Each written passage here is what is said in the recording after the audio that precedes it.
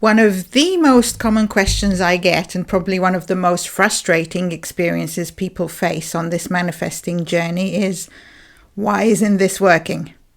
You've done the visualizing, the scripting, the affirmations, you've felt the feelings, you've tried to be in the end state, you've been patient, and yet nothing. Crickets. Or worse, things seem to go in completely the opposite direction. So today, I want to break this down in a way that is super practical, super honest, and most importantly, empowering.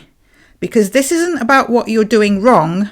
This is about understanding what's really going on beneath the surface. We're not here to sugarcoat it, and we're definitely not here to blame or shame.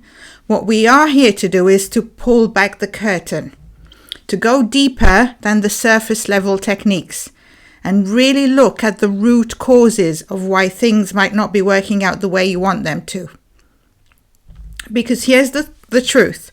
Manifestation is always working. Reality is always reflecting your assumptions. But sometimes we're not creating what we want to create because we're unconsciously choosing something else. In other words, we're operating from a state that contradicts our desire. So in this video, I'm going to walk you through the key reasons that could be blocking or delaying the manifestation of your desired outcome. Not to beat yourself up about it, but to become empowered. Because when you see clearly what's going on, you can shift it. And often the shift is way simpler than we think. Let's start with a big one. And this is one that I've talked about recently in another video. This is when you're hoping instead of choosing. This is probably the most common reason I see. And it's so sneaky because hope feels positive. It feels better than despair, right? It feels lighter than being anxious, so we think we're in the right state. But hope actually contains within it the assumption that it's not a given that you will get what you want. Hope says, maybe it will happen and maybe it won't. Maybe the universe will deliver it and maybe it won't.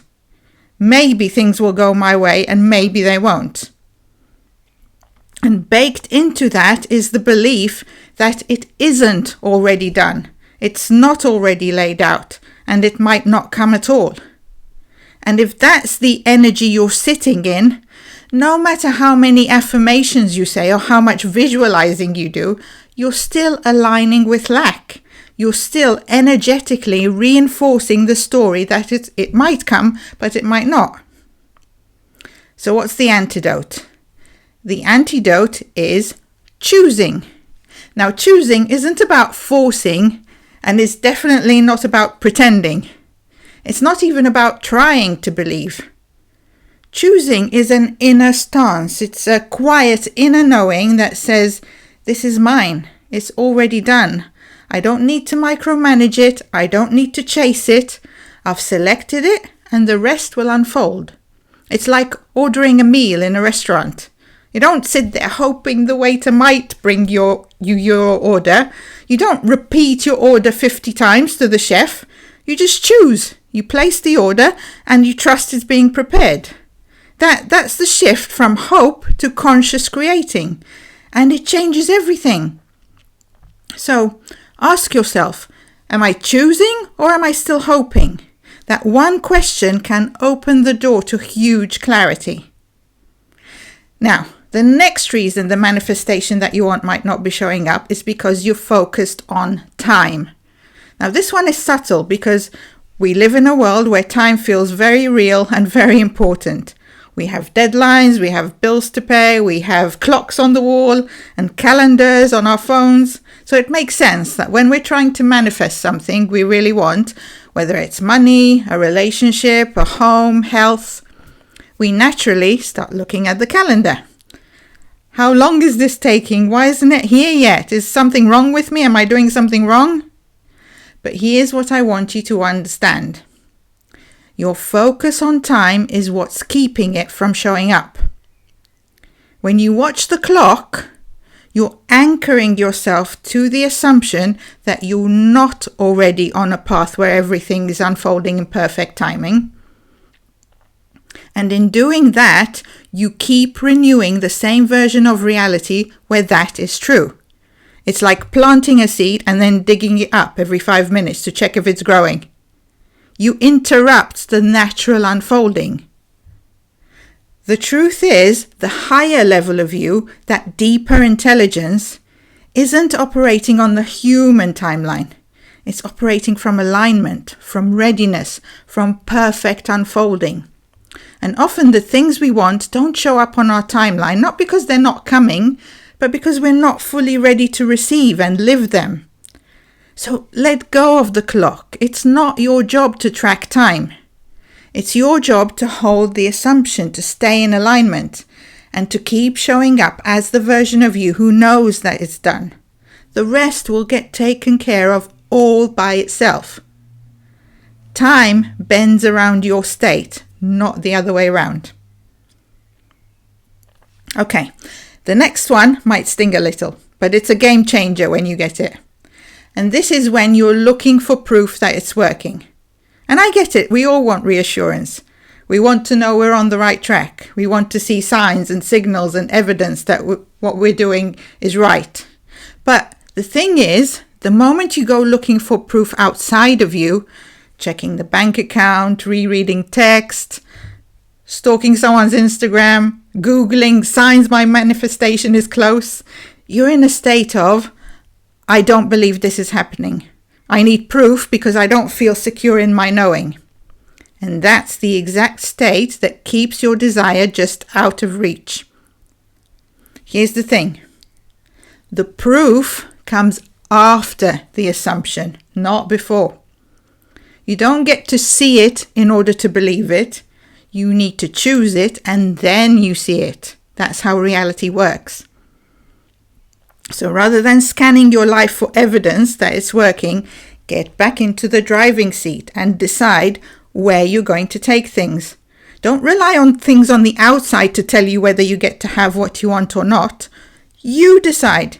You're the one in charge here. You are the operant power.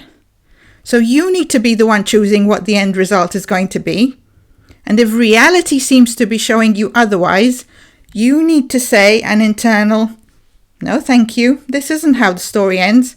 This isn't where we're going. And by making that internal decision, you cause the external world to rearrange itself and form itself according to what you have set it to, rather than taking the facts at face value and assuming that you have no choice but to put up with things as they are. So stop looking for signs on the outside. Care much more what you're setting the settings to on the inside.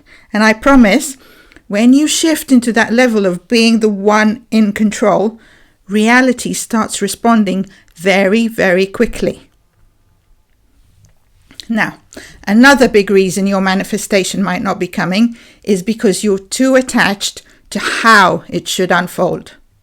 This is a huge one, especially for those of us who like to plan, who want things to be logical, and who maybe deep down don't fully trust that the source is supporting us.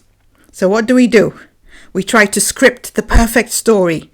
It has to happen this way, through this person, on this date, via this opportunity. But here's the truth. The way your manifestation comes will almost never be the way your mind expects it to. Why? Because your logical mind is limited. It only knows what it's seen and experienced before. But the higher level of you, the one we talked about in the video game analogy, that part sees the whole picture. It knows every possible path, every shortcut, every bridge. It knows all the trajectories that your human self can't even imagine yet. But when you insist it must happen your way, you cut off the flow. You say to your higher self, only this path is acceptable, and that creates resistance. So what's the shift? Set the destination, not the directions. Trust the unfolding. Trust the intelligence that is giving you air to breathe, that is making your heart beat, that coordinates galaxies and sunsets and seasons. You don't have to do anything to make these things happen. They just happen automatically. Let the unfolding of the fulfillment of your desires be just as automatic and natural as that. Stop getting in the way with your human logic, and you'll be amazed at how everything gets synchronously orchestrated in a way that is perfect for you and for everyone and everything around you as well. But when you get in the way with your limited human thinking, you mess with that perfection, so don't do it. Your only job is to stay aligned with the version of you that already gets to have what you want. Let the how take care of itself. When you surrender in this way, you allow magic to happen. Now, let's talk about something that is probably the most foundational, and it's this. You're not actually in the state of your wish fulfilled. Now, I know this gets thrown around a lot, and sometimes people don't really know what it really means. So let me explain it in a very simple way. Being in the state of your wish fulfilled doesn't mean you're constantly thinking about your desire. It doesn't mean you're visualizing 24/7. It means that inside, the assumption that the fulfillment of your desire is already done feels like the natural truth of your life. That internal state is what's shaping the external world. So when you're not in the state of your wish fulfilled, it's like trying to tune into a radio station, but your frequency is off. The music is playing, it's already there, but you can't hear it until you tune in to the right channel. So how do you align your state? You start with honesty. You notice what genuinely feels true right now, in your body, in your thoughts, in your assumptions. And then you ask, what's the state of the version of me who gets to have what I want?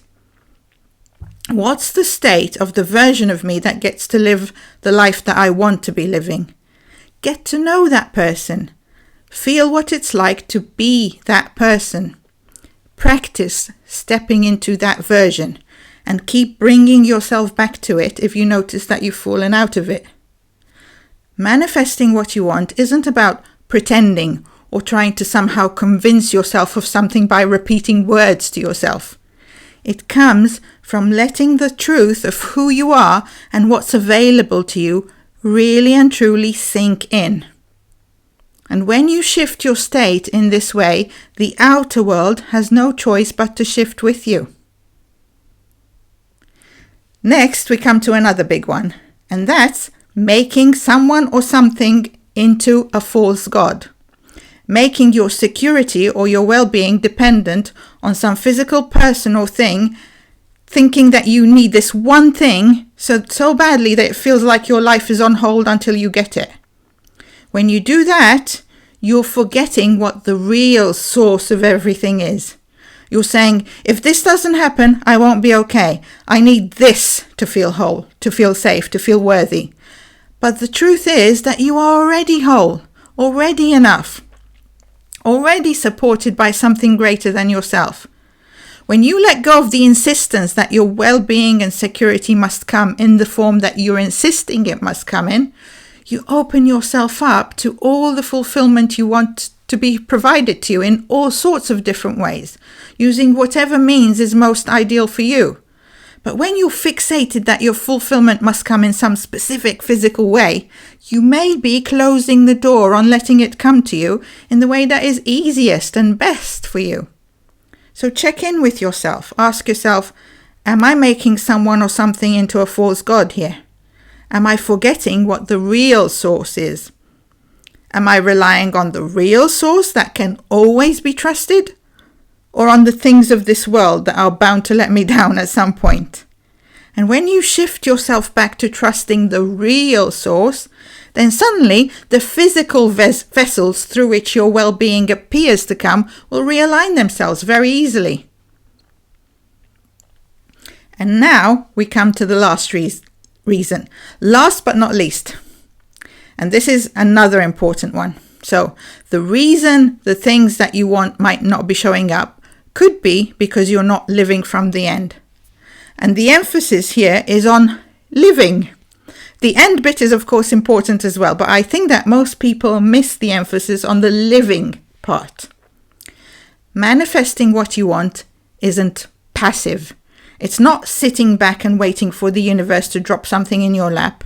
It's a very active partnership between your human self and your higher self. The higher self will create the path for you. You don't need to do that at the human level, but you do need to actively walk that path. It's not that you need to take action to make things happen. It's not action that makes anything happen. But you are an active participant in the unfolding of the story. And if you don't let yourself play out that role, well, then you're not living from your desired end. You're living from some other end. And often the way the playing out of that role comes to you is through intuitive nudges, an idea, a spark, a pull towards something, a moment of inspiration.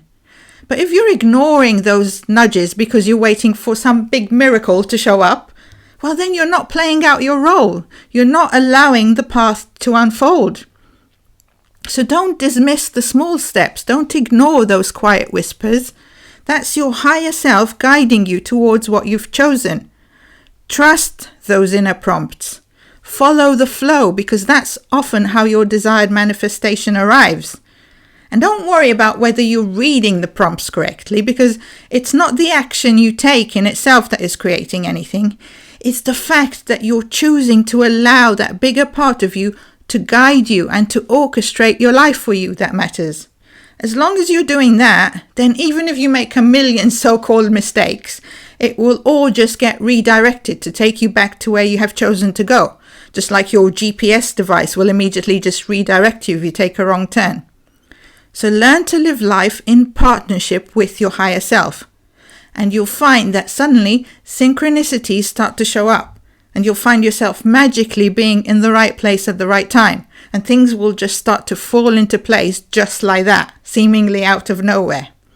And that's what it truly means to live from the end. So let's bring it all together.